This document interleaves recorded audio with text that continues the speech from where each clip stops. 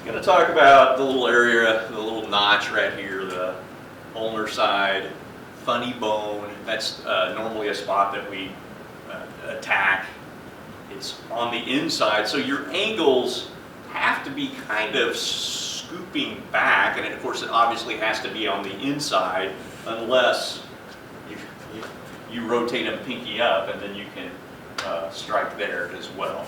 But a typical, somebody's got hands up, I can swap one hand away and strike that funny bone, right? Not so funny when you hit it hard, and we'll turn around here in a minute.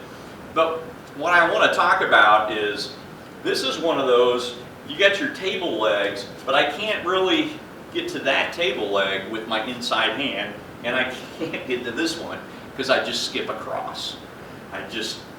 I'm not going to have any penetration with that nerve point to be able to get to those when he's got his right leg forward like this. There's no way it can physically happen. When I go in here and bury this hand, a lot of times in Kyusho, we go support hand strike, and that gets a little tension in the nerve before we impact it. So I can come up and get a little bit of that flexion down here, and then hit the point, and he gets a pretty good zing at it. But you notice the zing was kind of like, he goes into the kind of a bear hug mode, but his body didn't move very much. So that was 1 and 2 with my strike. If I flip that to where I'm impacting and then taking his hand across to the weak spot, when I take it across to that weak spot, it completely changes what is happening. This was second.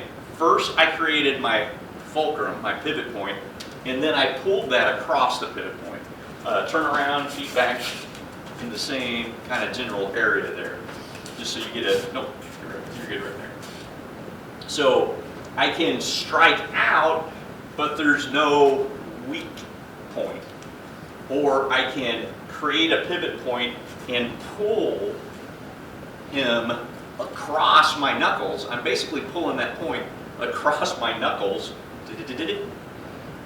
and down to the weakness that's in front of me. So a little bit different.